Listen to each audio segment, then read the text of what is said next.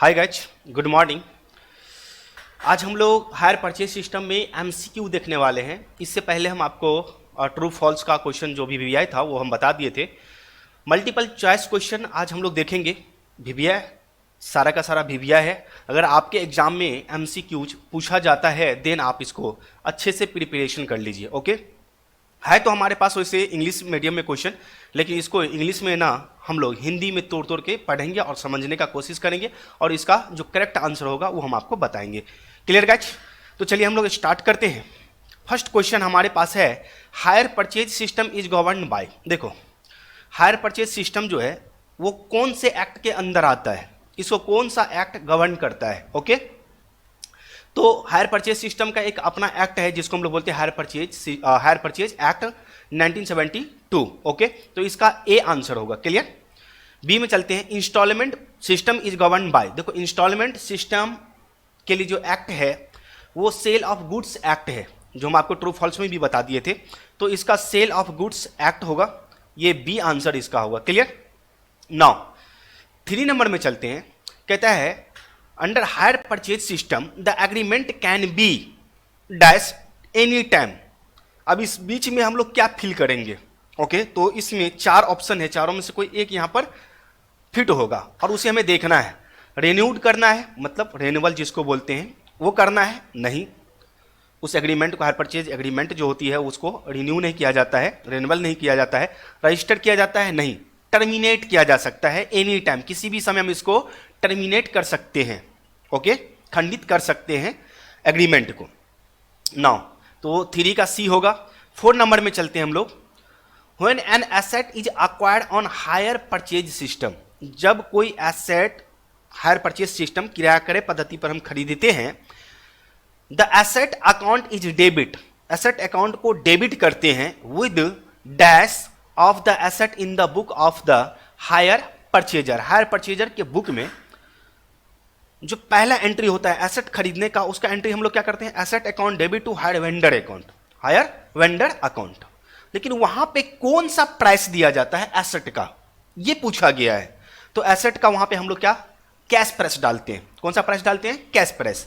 तो higher purchase price नहीं, hire purchase में तो टोटल इंटरेस्ट भी इंक्लूड होता है, कैश प्राइस उसमें दिया जाता है। तो बी इसका करेक्ट आंसर होगा। इंस्टॉलमेंट प्राइस भी नहीं होगा, नन ऑफ दीज, ये भी नहीं होगा। क्लियर? तो बी इसका आंसर होगा। 5 नंबर में चलते हैं। On the balance sheet of A company, एक कंपनी के बैलेंस शीट जिस डेट को बनता है उस डेट की बात होती है। जिस डेट को कंपनी का बैलेंस शीट बनता है, यानी कि 31 मार्च की बात हो रही है। The value of the asset, जो एसेट का वैल्यू होता है जिसे हम बैलेंस शीट में दिखाएंगे, वो कौन सा वैल्यू होगा? Bought through hire purchase will appear as. जो हायर परचेज सिस्टम पर हम एसेट अक्वायर किए हैं, परचेज किए हैं, उस एसेट्स को कंपनी के बैलेंस शीट में किस वैल्यू पर दिखाया जाता है? तो देखो, बैलेंस शीट में दिखाने का 2 तरीका है। बैलेंस शीट में दिखाने का 2 तरीका है। सर 2 तरीका कैसे है? या तो एसेट का जितना प्राइस है, मतलब रिटेन डाउन वैल्यू होगा, वो आप उधर दिखा दो, और जितना एसेट में दिखा दो, एसेट साइड में दिखा दो, और जितना हमें बोले तो हायर परचेजर मैं हूं, हायर परचेजर जितना हायर वेंडर को अमाउंट देगा, दिया नहीं मतलब ड्यू है, वो अमाउंट को आप किधर दिखा दो? लायबिलिटी में, लायबिलिटी में दिखा दो। तो इस तरह से भी दिखाया जाता है। कभी कभी क्या होता है, ये तो एक तरीका हो गया कि एसेट को एसेट साइड में दिखा दो और जितना अमाउंट ड्यू है बाकी अभी इंस्टॉलमेंट का, वो अमाउंट लायबिलिटी में दिखा दो। तो एक तरीका ये हो गया। दूसरा तरीका हो गया कि सारे को एडजस्ट कर लो, यानी कि कैश प्राइस है एसेट का, उसमें से डेप्रीसिएशन लेस कर दो, और जितना अमाउंट अभी देना है हायर वेंडर को उसे भी लेस कर दो। जो वैल्यू बचता है वो एसेट का एसेट साइड में दिखा दो बैलेंस शीट में। ओके, तो वही कहता है इसमें आप कौन सा होगा? कॉस्ट लेस डेप्रीसिएशन, डेप्रीसिएशन घटा दो टू द डेट, मतलब इस डेट तक कंपनी का जो क्लोजिंग डेट है उस डेट तक जो डेप्रीसिएशन बनता है उसको घटा दो, उसमें से फिर लेस कर दो balance in hire vendor's account, और हायर वेंडर अकाउंट के अकाउंट में जो बैलेंस बनता है उसका जो मुझे देना होगा, यानी कि हायर परचेजर को देना होगा, उसे भी लेस कर दो। तो उस वैल्यू पर आप दिखा सकते हो बैलेंस शीट के एसेट साइड में। ये हो गया, तो ये भी आपका करेक्ट है। Okay, cost less amount owing to hire purchase, नहीं, ये फॉल्स है, ये नहीं होगा। Okay, cost less depreciation to date, less amount owing on hire purchase नहीं, ये भी नहीं होगा। Cost less depreciation to date, ये भी नहीं होगा। सिर्फ डेप्रिसिएशन ही लेस नहीं किया जाता है, जो हायर वेंडर अकाउंट में जो बैलेंस बाकी है ड्यू है वो भी लेस किया जाता है। तो इसका आंसर ए होगा। क्लियर। 6 नंबर में चलिए, the depreciation on an asset, एक एसेट पर जो डेप्रिसिएशन लगाया जाता है, जो एसेट हम परचेज किए हैं थ्रू हायर परचेज के सिस्टम पर जो हम एसेट परचेज किए हैं, ओके, शुड बी, क्या होगा इसका, ओके। तो डेप्रिसिएशन को क्या करेंगे हम लोग, should be straight line only, नहीं, स्ट्रेट लाइन मेथड पे हम डेप्रिसिएशन तो लगाते नहीं है। Based on the cost price of the asset only, yes, depreciation asset पर जो डेप्रिसिएशन चार्ज करते हैं वो एसेट के कैश प्राइस पे, कॉस्ट प्राइस या कैश प्राइस बोल सकते हो, उस पे हम डेप्रिसिएशन हमेशा लगाते हैं। तो ये आपका बी चांस बनता है, लेकिन एक बार हम आगे देखना है, okay. Based on the total cost include interest, नहीं, इंटरेस्ट पे डेप्रिसिएशन नहीं लगता है। नो डेप्रिसिएशन शुड बी, नहीं, बी आंसर इसका होगा। क्या होगा इसका आंसर, बी होगा, ओके। 7 नंबर में चलते हैं, ownership of goods under hire purchase agreement is transferred at the time of, अच्छा, हायर परचेज सिस्टम के अंदर कोई भी एसेट हम परचेज करते हैं तो उसका ऑनरशिप कब हमें ट्रांसफर होता है, मतलब कब मिलता है। अरे गुड्स तो मिल जाता है, जो सामान हम खरीदो वो सामान तो मिल जाता है, लेकिन उस सामान का मालिक कब बनते हैं, जब लास्ट इंस्टॉलमेंट का पेमेंट कर देते हैं, फाइनल पेमेंट हो जाता है। तो full and final payment of last instalment, C इसका आंसर होगा। 8 नंबर में, the act of buying an asset, जब हम एसेट खरीदते हैं उस एसेट्स का कौन सा एक्ट होगा, without having to make full payment in the immediate future is known as, हम किस एक्ट के अंदर, मतलब कौन से एक्ट के अंदर हम पूरा पेमेंट किए बिना कोई एसेट हम परचेज कर सकते हैं। तो हायर परचेज एक्ट है, उसके अंदर फाइनेंस लीज नहीं होगा, ऑपरेटिंग लीज भी नहीं होगा, सेल एंड लीज बैक ये भी नहीं होगा। तो ए इसका आंसर होगा। 9 नंबर में चलिए, the amount of interest is credited by the buyer to, अच्छा, इंटरेस्ट किसको क्रेडिट करना है ये पूछा जाता है। द अमाउंट ऑफ इंटरेस्ट, जो इंटरेस्ट का अमाउंट है, रुपया है, वो क्रेडिट किया जाएगा किसके द्वारा, बायर के द्वारा। हायर परचेज अकाउंट में नहीं, हायर परचेज अकाउंट में कहां होगा, हायर वेंडर अकाउंट में क्रेडिट करना है। सेकेंड एंट्री, मतलब पहला एंट्री क्या होता है, इंस्टॉलमेंट का ड्यू करने का interest account debit to hire vendor account, yes, ये आपका हो जाएगा B, hire vendor account. Interest account तो डेबिट होता है क्योंकि खर्च है बायर के लिए, हायर परचेजर के लिए तो ये खर्च है, तो इंटरेस्ट अकाउंट डेबिट होता है। तो बी इसका आंसर करेक्ट आंसर होगा, ओके। 10 नंबर में आइए, हायरर चार्ज, यानी कि हायरर जो होता है, जो परचेजर होता है, वो डेप्रिसिएशन चार्ज करता है, is calculated, charges depreciation is calculated and so in the books of hirer, यानी कि वेंडी, जो हायर परचेजर है उसको बोलते हैं हायरर या वेंडी। तो इसमें डेप्रिसिएशन किस पे निकाला जाता है, यानी कि डेप्रिसिएशन कैलकुलेट करने की बात हो रही है, depreciation is calculated higher purchase price पे नहीं, हायर परचेज प्राइस में तो आपका cash price plus total interest भी होता है, कैश प्राइस पे हमेशा डेप्रिसिएशन निकलता है, यानी कि कॉस्ट ऑफ एसेट पे निकलता है। 10 का बी आंसर करेक्ट होगा, ओके। 11 में आइए, what is transferred to hirer under the hire purchase system, hire purchase system के अंदर हायरर क्या ट्रांसफर करता है, अगर ट्रांसफर कुछ करता है तो उसे क्या बोलते हैं, पोजीशन ऑफ एसेट,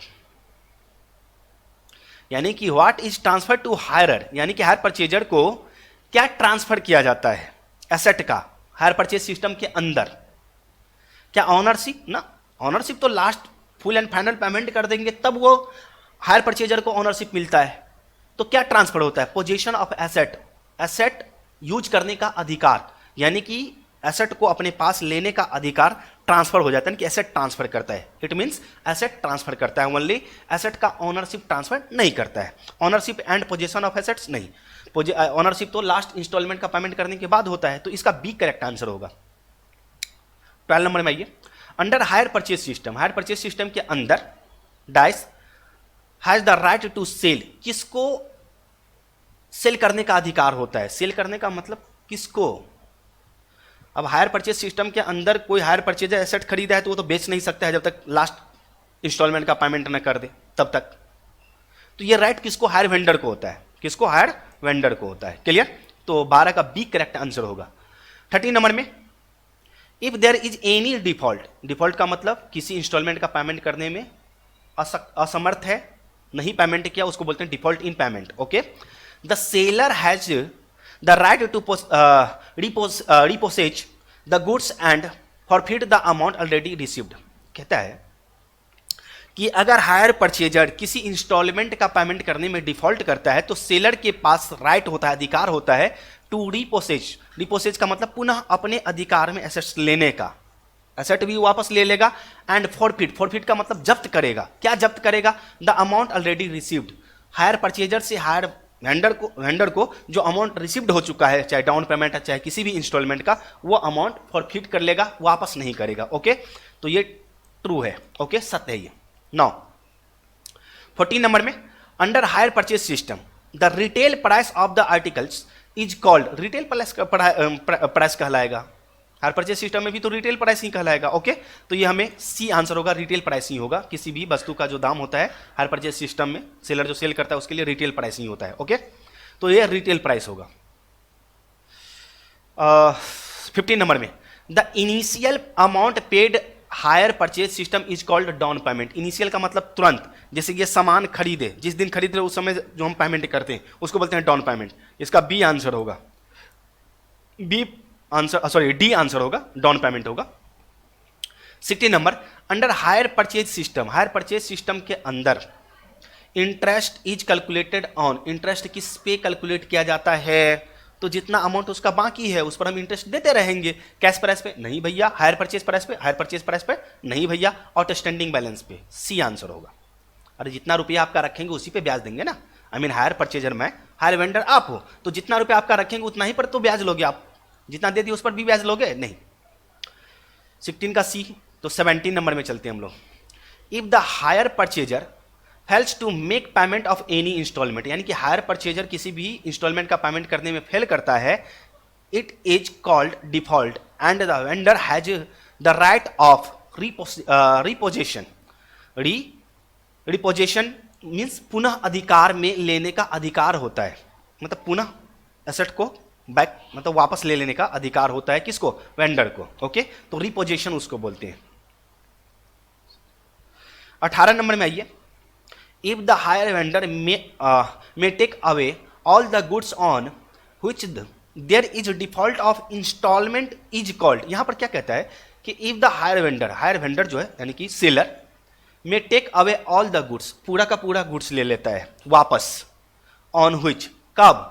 जब वह किसी इंस्टॉलमेंट का पेमेंट करने में डिफॉल्ट करता है, तब उसको क्या बोलते हैं? तो कंप्लीट रिपोजिशन बोलते हैं। उसको क्या बोलते हैं? कंप्लीट। देखो पूरा गुड्स ले लिया तो कंप्लीट रिपोजिशन बोलेंगे। अगर कुछ गुड्स छोड़ दिया हायर परचेजर के पास और कुछ गुड्स वापस ले रहा है तो उसे बोलेंगे partial repossession. Okay, the hire vendor take away only a portion of the goods. अगर मान लो कि गुड्स का कोई एक भाग, ओनली पोर्शन मतलब कुछ भाग ही वापस लेता है, टेक अवे करता है hire vendor, on which there is default of instalment, किसी भी इंस्टॉलमेंट का पेमेंट करने में डिफॉल्ट करता है हायर परचेजर, तो हायर वेंडर गुड्स का सिर्फ कोई भाग वापस लेता है तो उसको बोलेंगे partial reposition, partial repossession. Okay, तो 19 का B.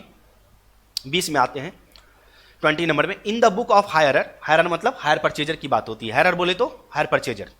For payment of instalment hire vendor account will be, जब इंस्टॉलमेंट का पेमेंट किया जाए तो हायर वेंडर को क्या किया जाता है? तो याद करो, हायर वेंडर को जब पेमेंट करते हैं तो hire vendor account debit to bank account, तो हायर वेंडर अकाउंट को क्या करते हैं हम लोग? डेबिट करते हैं। इसका ए आंसर होगा, डेबिट होगा। 21 में, in the book of hirer, hirer के बुक में, for interest due at the end of the year hire vendor account will be, जब इंटरेस्ट ड्यू करते हैं तो क्या एंट्री करते हैं? Interest account debit to hire vendor account, hire vendor account को क्रेडिट करते हैं। तो यहां पर क्या बोला गया है? In the book of hirer for interest due at the end of the year hire vendor account, hire vendor account को क्या करेंगे? क्रेडिट करेंगे। ओके, सब एंट्री पढ़े, एंट्री आप लोग बनाए। 22 में चलिए, in the book of hirer the interest and depreciation will be transfer to, interest को कहां ट्रांसफर करते थे? चौथा entry, PL account debit to interest account to depreciation account, तो इंटरेस्ट और डेप्रिसिएशन को पीएल अकाउंट में ट्रांसफर करते थे। 23 में आते हैं। In the book of hirer, hirer के बुक में, when the asset is repossessed hire vendor account will be, जब हायर वेंडर को वापस करता है हायर परचेजर गुड्स एसेट, तो हायर वेंडर को क्या किया जाता है? Hire vendor account debit to asset account, तो यहां पर हायर वेंडर को क्या किया जाएगा? डेबिट किया जाएगा। ओके, ए आंसर इसका होगा। In the book of hirer when the asset is repossessed asset account will be credited. देखो जब एसेट हायर परचेजर वापस करता है हायर वेंडर को, तो hire vendor account debit to asset account, तो एसेट क्रेडिट होता है। क्या होता है? क्रेडिट होता है, और हायर वेंडर अकाउंट डेबिट होता है। तो दोनों यहां पर मिला दो तो एक एंट्री बन जाता है रिपोजिशन का। इन the book of higher vendor के बुक में when down payment is received. अच्छा, डाउन पेमेंट रिसीव्ड होगा किसके बुक में? हायर वेंडर की बुक की बात हो रही है। हायर वेंडर बुक में जब हम एंट्री करते हैं डाउन पेमेंट रिसीव करने का, तो क्या एंट्री करते हैं? Bank account debit to hire purchaser account. When down payment is received the hirer account यानी कि hire purchaser okay account will be credited. Bank account debit to hire purchaser account, credit करते हैं higher purchaser को, हायरर को। 26 में आइए, nature of hire purchase agreement is. Hire purchase agreement मतलब higher purchase system का नेचर क्या है? एग्रीमेंट ऑफ सेल ना, ऑप्शन टू ट्रांसफर ना, ऑप्शन टू बाय। बाय करने का एक ऑप्शन देता है कि भैया खरीदो हायर परचेज सिस्टम पे, ओके। एक ऑप्शन है ये, जिसके पास मोटा रकम नहीं है। मान लो कि एक आप कहने का मतलब ट्रक लोगे तो ट्रक 40-50 लाख का मिलेगा, तो 40-50 लाख रुपया आप एक बार कैश में दोगे, ट्रांसफर करोगे, तो भैया इनकम टैक्स का तो रेट पड़ेगा ही पड़ेगा। कहाँ से लाया इतना, है ना, क्यों रखा था इस तरह से, ओके। 27 में आते हैं, in case of hire purchase the total sum payable by the hire purchaser. Hire purchase के केस में टोटल सम मतलब कुल अमाउंट जो पे किया जाता है किसके द्वारा? हायर परचेजर के द्वारा, as per terms in order to complete the transaction is. अच्छा, हायर परचेजर के द्वारा हायर वेंडर को जितना टोटल पेमेंट किया जाता है उसको क्या बोलते हैं? तो हायर परचेज प्राइस, क्योंकि कैश प्राइस और टोटल इंटरेस्ट पे किया होगा तो हायर परचेज प्राइस। देखो यहाँ पर, यहाँ सी इसका आंसर होगा, हायर परचेज प्राइस, ओके। 28 में चलते हैं, the price at which the goods can be purchased by the hirer for ready cash is known as. अगर मान लो कि hire purchase the price at which the goods can be purchased by the hirer for ready cash is known as, hire purchase price नहीं, okay. यहां पे एक the price at which the goods can be purchased by the hirer for ready cash. अच्छा, अगर जो hire purchase system पर asset खरीदा गया है, अगर उस एसेट को हायर परचेज सिस्टम पर ना खरीद करके कैश इन कैश में खरीदे, तो एसेट का कौन सा अमाउंट पे करना होगा? तो कैश प्राइस, जो एसेट्स का कैश प्राइस होगा वही पे करना पड़ेगा, ओके। चलिए ठीक है। Now the difference between higher purchase price and cash price is called. तो हायर परचेज प्राइस में कैश प्राइस भी इंक्लूड होता है, कैश प्राइस और टोटल इंटरेस्ट होता है, ओके। और तो वो हायर परचेज प्राइस बन गया, इधर है कैश प्राइस। तो हायर परचेज प्राइस और कैश प्राइस दोनों के बीच का अंतर किसका है? टोटल इंटरेस्ट का। तो हायर चार्ज या टोटल इंटरेस्ट उसको बोलते हैं, ए इसका आंसर होगा। The value at which goods are repossessed is transfer to dash in the book of the vendor. Vendor के सॉरी वेंडर के बुक में जिस वैल्यू पर एसेट को ट्रांसफर किया जाता है, ओके, वो कौन से एसेट कौन से अकाउंट में ट्रांसफर किया जाता है?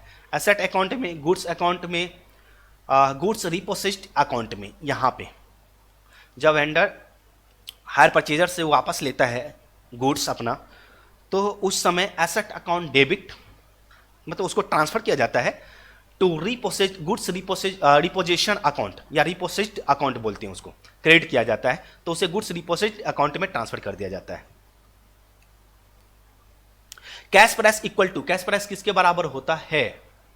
यानी कि कैश प्राइस देखते हैं option, higher purchase price minus total interest. Yes, ए आंसर इसका होगा। डाउन पेमेंट के बराबर नहीं, डाउन पेमेंट प्लस इंटरेस्ट के बराबर नहीं, नन ऑफ द एबव। ये ए आंसर होगा। कैश प्राइस इक्वल टू यानी कि ये इक्वेशन है, higher purchase price minus total interest घटा देंगे तो कैश प्राइस आ जाएगा हमारा। तो ये कुछ हमारा VBI ऑब्जेक्टिव था जो हम आप लोगों को बताएं अभी गाइज। तो आई होप कि आप लोग इसे अच्छे से तैयारी कर लेंगे, आपको समझने में भी बहुत अच्छा लगा होगा, मज़ा आया होगा। तो गाइज आज के लिए इतना ही रहने दिया जाए, मिलते हैं हम लोग नेक्स्ट क्लास में कुछ न्यू चैप्टर के साथ, okay. Thank you, thanks for watching guys, okay.